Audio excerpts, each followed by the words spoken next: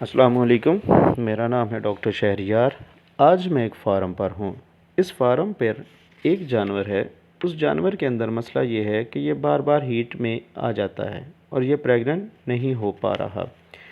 इसके अल्ट्रासाउंड करने के बाद मुझे ये मालूम हुआ कि इस जानवर के अंदर फॉलिक्यूलर सिस्ट है। अब फॉलिक्यूलर सिस्ट जो है, जो अक्सर हम फील्ड के अंदर देखते हैं कि फॉलिक्यूलर सिस्ट के केसेस होते हैं, लेकिन फार्मर में अवेयरनेस नहीं होती कि फॉलिक्यूलर सिस्ट क्या है। फॉलिक्यूलर सिस्ट का मतलब ये है कि जब 21 दिन के बाद जानवर हीट में आता है तो उसके जो फॉलिकल है उसके अंदर से एक अंडा खारिज होता है। अगर वो अंडा खारिज ना हो तो वो सिस्ट की हालत में चला जाता है और जानवर इससे बार बार हीट में आ जाता है। और हीट में आने का दौरानिया जो है वो 8 से 10 दिन हो जाता है। जो 8 से 10 दिन के बाद जानवर हीट में आ जाता है और बार बार उसको इंसेमिनेशन की जाती है, मगर उसकी ओवुलेशन नहीं होती। जिस एनिमल में फॉलिकल सिस्ट होता है उसकी निशानियां ये हैं कि जानवर बार बार हीट में आएगा और जानवर अपने दूसरे जानवरों के ऊपर जंप करेगा। इसमें आप कह सकते हैं कि ये हर वक्त हीट में रहता है। जो भी जानवर हीट में आता है तो सबसे पहले ये उसके ऊपर जंप करता है और आहिस्ता आहिस्ता इसका वज़न बढ़ जाता है। इवन जब ये रिपीट हो कर भी प्रेग्नेंट नहीं होता तो इसकी मिल्क प्रोडक्शन बिल्कुल ख़त्म हो जाती है। तो इस तरह की निशानियाँ होती हैं फॉलिक्यूलर सिस्ट के।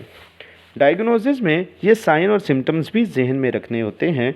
इसके साथ साथ जो इसकी हम रेक्टल प्रिपरेशन करते हैं तो रेक्टल प्रिपरेशन में सिस्ट का साइज़ नॉर्मल ओवरी के साइज़ से काफ़ी बड़ा होगा। तकरीबन 25 मिलीमीटर से साइज़ बड़ा हो जाता है। जिस जानवर का 25 मिलीमीटर से साइज़ बड़ा हो तो हम उसे सिस्ट कहते हैं। ये रेक्टल प्रिपरेशन से भी आप देख सकते हैं कि एनिमल के अंदर सिस्ट है, लेकिन सिस्ट के दरमियान डिफरेंस देखने के लिए ये फॉलिकल सिस्ट है या ल्यूटियल सिस्ट है, इसके लिए आपको अल्ट्रासाउंड की ज़रूरत होती है। इसमें जो सिस्ट है उसकी थिकनेस, वाल थिकनेस मैयर होती है। अगर वो थिकनेस ज़्यादा है तो 2 mm से तो वो ल्यूटियल सिस्ट होती है। अगर वो 2 mm से कम है तो वो फॉलिक्यूलर सिस्ट होती है। ये उसकी डायग्नोसिस के लिए ज़रूरी होता है। ट्रीटमेंट के लिए मुख्तलिफ प्रोटोकॉल होते हैं। सबसे पहले जो पहला प्रोटोकॉल है उसमें GnHR यूज़ करते हैं। इसमें कॉन्सेप्टाल हो गया और डेल्मेरालिन, लेकिन उनके लगाने के लिए जो डोज़ रिकमेंड होती है वो आप डबल डोज़ करने से ये होगा कि उनमें फॉलिकल सिस्ट ख़त्म हो जाता है।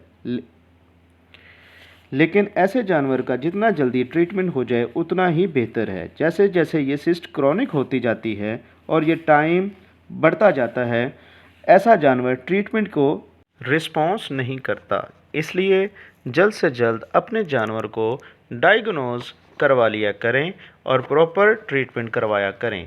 और ऐसे जानवरों को आप बचाना चाहते हैं कि उनको फॉलिकुलर सिस्ट ना हो तो न्यूट्रिशन अच्छी रखें। सबसे बड़ा काज फॉलिक्यूलर सिस्ट होने का वो अनबैलेंस न्यूट्रिशन होता है।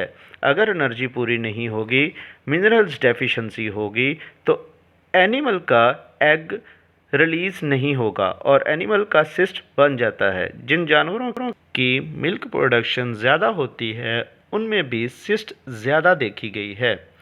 उम्मीद है कि आज की वीडियो आपको पसंद आई होगी। अपना ख्याल रखिएगा, अपने जानवरों का भी ख्याल रखिएगा और अपनी दुआओं में मुझे याद रखिएगा। अल्लाह हाफिज़।